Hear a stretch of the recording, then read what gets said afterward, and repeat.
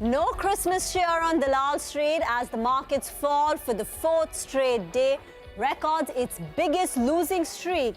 In close to about 3 months, the Nifty and the Sensex see its biggest one-day fall in 3 months. In the last 3 days, the BSE companies have erased market cap gains of the last 3 months. What led to the fall on Dalal Street? Will the IT sector recover in 2023? And why has Bajaj Finance's performance faltered? Hello and welcome to Editors Roundtable. I am Reema Tendulkar. With me are Prashant and Nimesh. Hi guys, it's just us and no Santa. It's a bit quiet, right? Nimesh was telling us on closing bell that even dealing rooms are quieter. And participation here on this Editors Roundtable is also a bit thin. As I said, it's just us and no Santa. No it's more Santa. Like Grinch. The whole Santa rally has just been punctured. I mean, no rally, right? No rally at all. The market is... Forget rally. It's a brutal sell-off, you know. And this 1 week has just cleaned out most of the traders, most of those, you know, the so-called new savvy investors. I mean, they've all have taken a hit, not only in the trading portfolio, but even in the investment portfolio. It's been a brutal sell-off. The way mid-cap, small-cap has fallen sharply.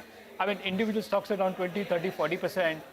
It's cleaned out. And a lot of the fraud, I believe, with this fall in this week, a lot of the fraud is out of the system. And so that too in the last 2 days, right? Thursday and Friday. Yeah. The pace just picked up. The ferocity of the sell-off, and no one saw it coming, right? For a while, nothing was happening. I mean, the market would sell off and then it would get bought back. Every depot was getting bought. You know, that was a very... Exactly. Actually, the bigger question is, you know, is that texture changing, right? Because one gets so habituated with the feeling that only thing to do is just buy the dip, wait for the dip and buy the dip and you'll be okay. But I think on Thursday and Friday, it has not worked. So, and you know, the other way to look at it is, Prashant, the whole of this year, we've been talking about retail inflows, that's supporting the Indian markets. That's the reason for India's outperformance. This week, panic was largely non-institutional, which means retail and HNI panic. You know, it's the other way of the other side of the coin now. We saw a lot of inflows and it was supporting the market, a withdrawal and panic, and we've seen such sharp sell-off in individual names, mid-cap stocks, small-cap stocks. So it cut both ways, right? That's what people say, that it cuts both ways. The flows cut you both ways. This week has really shown a lot of traders and dealers, traders and investors, that it cut both ways, and they've taken a sharp knock in this last. Although reasons are still, I'm still wondering, you know, if you wanted to identify just this one reason, incrementally, what pushed things over, I'm not very sure there is that one reason, because the one answer, what I'm hearing, not as an answer but as a question mark, is it COVID-related fears, which is gripping the street? COVID is used as an excuse, Prashant. This was coming. Nimesh, I put this out on Tuesday morning. This is on Tuesday morning that, this China thing, etc. And I said, this is, and my idea was that maybe reopening trades, etc., take a bit of a backseat. But for that to be used as a broader excuse for a sell-off, I mean, I don't know. I mean, the situation in China is very different from what we have here. China is in its wave 2. They reopened after 3 years. We've gone through how many waves? 2, 3, 4. So I think, it's a very... Let me just quickly, for our viewers, round it up, right? I mean, the market, in terms of how things were. So, ferocious sell-off in the last 2 sessions, which is Thursday and Friday. The pace of the selling, I think, is what is unnerving for many out there. Both the 100 and the 100-day moving average, which is a longer-term trend line, that went away, that was broken. The 20-week moving average, that is also gone with the Friday sell-off, both gone on Friday. For the week, the mid-cap index down 6%, the small-cap index down 4%. Mid-cap index now for the year is negative, small-cap index is down over 20% for the year. This is, I mean, I don't know, I should call it silver lining or not, but the Nifty RSI, Relative Strength Index, is now 32. The lower bound usually gets to about 20, 25, and that's a signal that maybe things are getting too oversold. This is daily RSI, so it's not quite at the bottom, but, it just gives you a sign. The mid-cap RSI is under 30 now, so which again is a good thing, which is the fact that maybe in the very near term, things are getting a little oversold, which could mean a little bit of a bounce, right? I mean, I'm not saying that we got a big bounce ahead of us or anything of that sort. I think all of us know that 23 is a tough year, it's going to be a tough year, etc. But maybe with the 5% drop that we've had very quickly from the highs, from 18,887, which was the all-time high, to now. I think in the very near term, maybe as we end this year, they may be not that cheer, but maybe a little bit of a bounce, Reema. Okay, so far at least it's eluded us, but half the dealing rooms are not there. So whoever you've spoken to, what's the feedback? I think the genesis of this fall? I think this week there was still a lot of participation. Only towards the end, people have started going on. So my understanding is come next week, Hong Kong and Singapore, virtually nobody will be there. So that way it's going to be a muted week next week. But this week there was enough participation. The overall feedback. Y2D, the mid-cap index, has gone into the red. That's a big statement. That's a big news that people are in the last 1 week, the amount of money investors or traders have lost money in mid-cap and small cap is big. That's a big feedback. The index is down 6% this week, and Y2D, the mid-cap index, has fallen into the red. Again, what we are seeing is, this week we've seen a lot of fraud getting out in the mid-cap and small cap. Yes, we all know that the PSU bank index was the big outperformer, and there was a reason for the PSU banks to do well. But in the last leg, we saw, the last leg or the lower end of the PSU banks doing well. The float in those stocks like IOB and all is just 3%. And the traded volumes on those stocks were like 3x or 4x of what the actual volumes were. So that showed the kind of exuberance which was there, and that's now completely cleaned out. There are a lot of stocks within the defense names, the PSU bank stocks, PSU stocks. There was a bit of fraud build-up, and now that's cleaned up with this just 4 days of fall or the 5 days of fall that we've seen this week. Again, the big important point is one good data that I've looked for this year, calendar year 2022. Reema, if you look at global markets and in India, FIs have sold $200 billion in China. They've sold $43 billion in Taiwan, and FIs have sold $16 billion in India. And with this fall that we've seen, the markets have corrected, shaved off 5-6% from the top. The next year, early January, you're going to see the fresh allocation for the emerging markets, which will include India as well. So maybe the feedback is, while you might see a bit of a retail panic, I think this time the early start of next year could see that getting replaced by the FI money. So because they've sold so much, it looks like the FI money can come back in early 2023 if there is a fresh allocation for countries like India. And because of the correction now, valuations slightly have become little interesting as well, little attractive as well for the Indian market. So that's something one needs to watch out for. So the fresh allocation next year will be important. But the fact is, this week has seen the other side of retail money, wherein a lot of fraud got cleaned out, a lot of mid-cap and small cap. Traders have taken a lot of hit this week in terms of their trading position. So a lot of fraud is out of the way. But I guess next week could be a little softish. But I think the early January FI flow will be very important to watch out for, and that can set the tone for the Indian markets. The PSU bank point, right? UCO Bank tripling in 3 months, I guess was the sign of things, right? And this week down 20%. The way investors were going down the curve now, that was giving a bit of an indication that there is a bit of fraud now. I remember UCO used to have, of course, all of that has changed, but I still remember it just at one point had 20% gross NPAs. Yeah. Now, of course, there are different, but still tripling in 3 months. Yeah. It was just quite something. But, the one hope, Reema, that we have in 2023 is IT, because it is a large sector, it is down quite a bit. I spoke to Nair recently, who said that buy into a US recession and systematically buy IT stocks. But you have something for us. Yes, so the Nifty IT index is down 25% this year. It's the biggest sectoral losers in our market so far this year. Right now, the question that a lot of people are asking is that have IT stocks corrected enough? Should one buy into the downturn? The downturn may last for the next 6 months, 3 months, 9 months, who knows, right? But is it now presenting an attractive opportunity, or do you think IT stocks can fall some more? So first, here are the numbers. This year, Nifty IT index is down 26%. But bear in mind that it comes on the back of 2 very solid years. In 2020 and in 2021, the Nifty IT index gave you a return of more than 50%. Now, I'm going to present 4 cases why IT stocks could weaken from here on, and 4 reasons why perhaps you should buy into the downturn, and then you can decide on which side of the fence you want to be on. So this is the bull and bear case on the IT. So first, number 1, we are talking about the bear case, right? CY23 budgets. CY23 budgets could get cut. CY23 budgets which get fixed in January could get delayed. There is also a risk that this time the tech budgets may be short term. the companies will decide their tech spend only for 3 months, 6 months, not for the full year.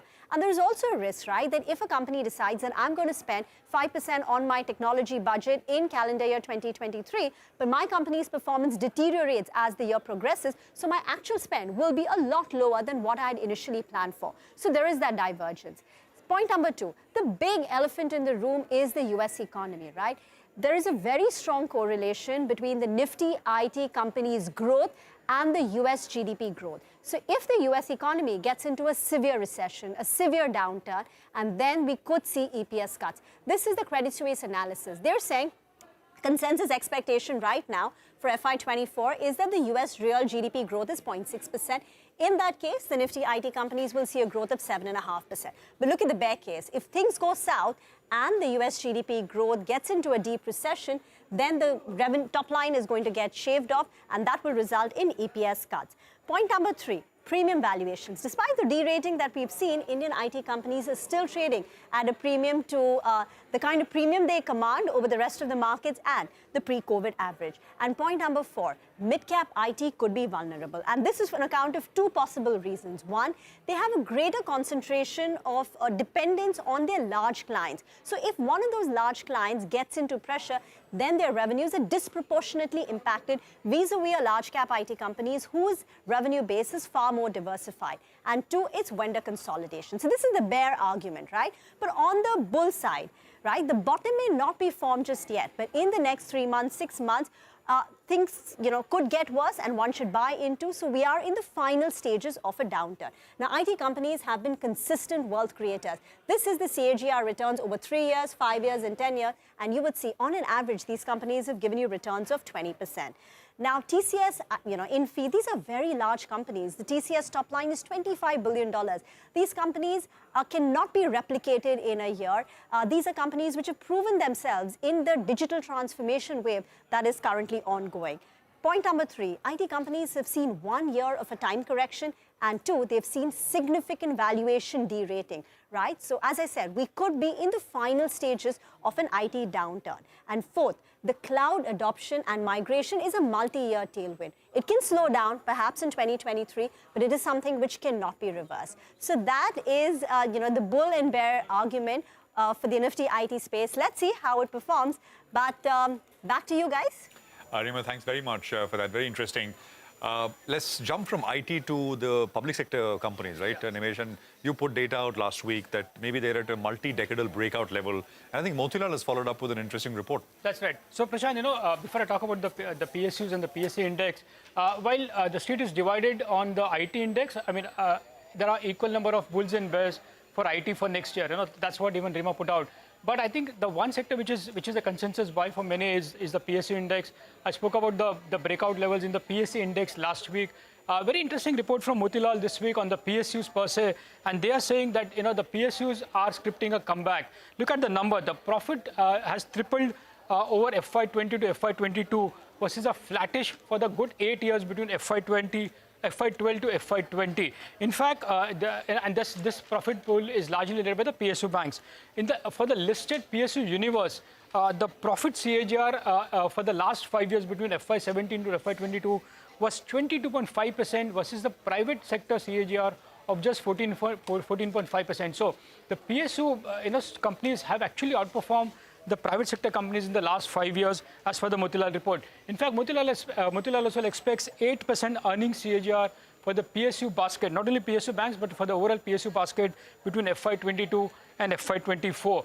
In fact, that's the numbers which Motilal is talking about. If you remember, Prashant, this week, Chris Wood had put out, the India, he's made some changes to the India portfolio, and he's added REC with a 4% weight. What was more striking was the fact that he's cut weights on blue chip names like HDFC Bank, ICICI Pru Life, ICICI Lombard, and has added REC. So PSU seems to be back in favor. There are technical reasons which we explained last week, and now there are fundamental reasons as well, explaining why the PSUs can make a very strong comeback purely from a fundamental point of view and from an earning point of view as well. All right, Nimesh, thanks for that. So we've spoken about IT and PSUs as sectors. I want to talk about one particular stock, and this is Bajaj Finance. And I'll tell you why. This is interesting, right? I mean, Bajaj Finance is, if there is one name which is the absolute sort of top tier NBFCs, it is Bajaj Finance. Now, look at this headline, right? If things end like this, let's just go back to the first plate, please. If things end like this for Bajaj Finance, which is where the price is today, it will be the lowest return year, 2022, in the last 10 years. Bajaj Finance as of today's close is down about 8% for the year. Now, this is surprising, and this graphic will tell you why. The last time Bajaj Finance was down was in 2011. It was down 12%, and you can look at what has happened since. Just incredible run the stock has had, and this year, in 22, with a week to go, things can change, but I mean, I don't know how much, we're down 8% or so. So after 10 years, it's negative performance for Bajaj Finance. Now, this is what the stock has done, right? The lowest positive return for Bajaj Finance in that period has been 2013, which was 21%. The lowest return was 21%. Negative return years, of course, this year and 2011, as I said. And even with these two negative years, the CAGR since 2009 is 50%. I mean, this would rank in the top percentile. I think this would be number one or number two in terms of, you know, if you just look at the Nifty 50 stocks from the 2009 Nifty index and look at the constituents, this would be right up there. Now, these are valuations and how valuations for Bajaj Finance have moved. And, you know, you can see this step up, right? Every, 5 years, 6 years, the valuation moves up substantially and then it stays there. So in 2012, it was 1.8 times forward. This is all Bloomberg data. 2015, it moved up to 4 times. 1 year forward price to book. 2018, almost 7 times. It moved up to almost 8.5 times. This is, you know, in 2021. And right now, it's come off a little bit back to the 2017-18 kind of levels at about 6.48. But this is standalone valuation. We'll have to put this into perspective. But in any case, the current valuation is still much higher than the 12-year average of 4.5 odd times 1 year forward.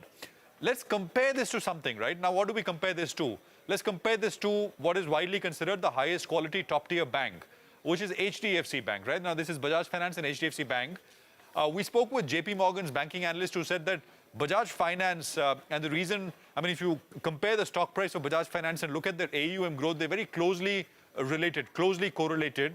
You know, the yellow one is Bajaj Finance, the yellow line is Bajaj Finance. You can see, for a while, the loan growth was head and shoulders above HDFC Bank. There was a dip, you know, during COVID period, and then it is picked up once again. This is F5. This, you know, this is the last FY21 data. 22, you know, there is data, but more importantly, look at FY24, which is what markets are focused on. Almost converging, right? HDFC Bank actually is at 26% estimated loan growth. Bajaj Finance is at 23 times. For 24, which is 1 year forward, HDFC Bank expected to do better than Bajaj Finance in terms of loan growth. Let's look at the other thing, which is profit after tax growth, PAT growth rate as well. Again, as you can see, Bajaj Finance head and shoulders above HDFC Bank for a while, right? This is the period of the valuation expansion. Sharp dip. I mean, HDFC Bank did not lose money during COVID. Bajaj Finance did report losses. And then there is a sharp recovery, which of course far exceeds what HDFC Bank has done. But here also, as you can see, there is some sort of a convergence. This is FY24 estimates. These are Goldman Sachs estimates. And FY24, Bajaj Finance is expected to grow profits of 19%, HDFC Bank of about 27% or so. So in both parameters, for 24 numbers, HDFC Bank still beating, you know, which is a much larger entity, by the way, to grow at that rate and beating Bajaj Finance, I mean, quite something. Now, this is valuation comparison for both, and I think this is the point which JP Morgan's Saurabh was making. You know, Bajaj Finance commanding premium valuations as compared to HDFC. At the peak, the number was about 172% premium over HDFC Bank's valuation. It's come off to 122 odd %. But given the fact that valuations, and these are 1 year forward, given the fact that on both loan growth and profit after tax growth, you know, HDFC Bank is still behind, Bajaj Finance is still behind HDFC Bank for FY24. I mean, you know, would you want to pay that kind of a premium? I think this is the kind of question which the market will pay attention to. I just want to leave you with what next, a couple of points. Bajaj Finance saw loan growth slowing during COVID. It's picked up as we just showed you. Rate hike impact is not going to be as big because of the absolute high net interest margins. We saw that in the second quarter numbers which Bajaj Finance reported. There is a digital aspect of it, right? The app is already live, but the management has said the full app rollout will be by March of 23. It's expected to show up in a big way in 24 numbers. And of course, on the flip side, there is intense competition. As compared to 5 or 10 years back, the amount of competition from lenders of all kinds, fintechs, etc., is much higher. So are we in for a more normalized 25-30% growth rate for Bajaj Finance, or from the 40, 45, 50% growth that we've seen? Although I have to say, you know, whoever over a longer period of time has bet against Bajaj Finance's performance has proved to be wrong. So history and empirical evidence points to the fact that maybe 23 we will see at least a better performance as compared to what we've seen this year so far. Back to you guys. Very interesting, Prashant. We need to get into a very short break, but we'll continue talking about the markets. We'll also invite Mihir, Vora, CIO of Max Life Insurance. Welcome back. You're watching Editors Roundtable. As promised, we've got Mihir Vora with us, CIO of Max Life Insurance. Mihir, great to see you. First, what happened this week, right? What explains this kind of sell-off that we had? I think it's just one of those days where, or weeks where we are reacting, probably overreacting to global events. Okay. People are saying COVID and all those kind of reasons, but last couple of days, China is actually up, where COVID is supposed to be spreading. So maybe a bit of year-end lack of buying from FIIs, coupled with people squaring off their books. That's what it looks like. So no reason for the markets to sell off from here on? Well, if you see from the global perspective, I would, if I was a FII, if I was overweight India, then I actually done pretty well, you know. And towards the end of the, if I were a hedge fund, towards the end of the year, I'm going on a vacation on 24th. I probably want to square off my books and cut some overweight in India. That's what's probably happening. S&P is down 20% for the year in the US, while we are still flat. So there is some money, to be taken off as far as profit booking is concerned. Mihir, are you getting a sense that the retail investors are now panicking? Because, this week fall largely explains non-institutional activity picking up, and that's the reason for a sharper fall. I know, the SIP money is very sticky, the EPFO money is quite sticky, but the direct investment money which retail investors are putting in, are you getting a sense that that's now getting questioned and that's now getting withdrawn as well? Maybe a bit of that, because if you see the sharpest fall has not even been in the mid-cap index. Yeah. It's been in the small-cap index. Right. While the Nifty is, say, plus 2% this year, the small-cap index is minus 20. So a little bit of capitulation may be there in some of the counters. Also, it's kind of natural that in a rising interest rate scenario, the smaller companies tend to get hit more. Right. And that's probably one of the reasons why we've seen in the last 2-3 months small caps not performing, because cost of funds for them actually is very sensitive. Right. Actually, 2022 has been an extraordinary year, right? It's a very abnormal year because we took it because the market outperformed so much, ignoring what is happening to the rest of the world. And it happened over and over and over again. It never fell, right? It fell one and then there was a sharp recovery. Even more versus the other markets. Correct. Absolutely. So we took it to be normal. I mean, this is the way the market is always going to be. Maybe that kind of changes a little bit as we head into the next year, 23. I mean, I wouldn't make that, conclusion just on the basis of the fact that we've fallen from 18,800 to 17,900, because just 3 months ago, we'd seen a similar kind of move. So these 6%, 7% moves are not to be, taken too seriously. We're not used to it. Well, at the cost of being beaten up on this kind of a day, it's a healthy correction, I would say. But you never know, yeah. IT bull or bear? IT, I'm negative because I'm more... But buy into the weakness? No, I would rather buy into the domestic stocks which have fallen more. Some of the financials have fallen quite a lot in the last couple of months. So I'm more bullish on the domestic recovery thing. So exactly, within financials, will you look at PSU banks after the fall? PSU banks, again, for me, is more of a tactical play. Okay. If it's a 3 to 5 year buy and hold call, I would still stick to the private sector banks. But yes, those valuation, gaps sometimes tend to get extreme. So when the private sector banking space, if it's done 100% and the PSU banks have gone up only by 20%, then you will see 20-40% move in that space too, just for the valuation part. Bajaj Finance have presented some data that interests you? Can't comment on specific stocks, but in general, I would still go for private sector banks versus NBFCs given the funding costs. Okay. The last time we spoke, you kind of sounded that you are exploring new age tech companies. Yes. Has anything changed? Have you bought anything? I think in the last couple of months, things have become even more attractive, and we are nibbling into the space. You've started buying? Yes. Anything else, Mihir, apart from financials, new age? See, my hope and fervent wish is that industrials do well. Because unless the industrials, investments, capex cycle picks up, we won't go to 7%, 7.5% GDP growth rate. That has to pick up, including real estate. Right. And valuations are still very attractive in this segment. So with a little bit of trigger, you can see huge outperformance in the capex, industrials, engineering, construction, those kind of names. One last word, defense. I think that was a space you were interested in. You were optimistic, bullish. Stocks have doubled, right? It has corrected sharply now in the last 1 week. Yes. So the stocks are down 15-20%. Yes, but that's, I think, a secular story which has just started in the last couple of years that can last for many years. Right. So it's basically a buying opportunity I would at lower think levels. so, yes, yes. Thank you so much for dropping by, Nair. Always a and we pleasure. find that we hope that you find easier traffic on your way out than on the way in. Nair was supposed to be with us earlier at the start of the show. But this seemed like a rapid fire, right, with him? But thank you very much, Always Mihir, thank you. for packing in a punch. And season's greetings to you. You too. Your family and everyone Absolutely. at Max Life Have a Insurance. great 2023. Happy investing. Happy. Well, with that, it's a wrap in this edition of Editors Roundtable. Hope you enjoyed it. Thank you once again.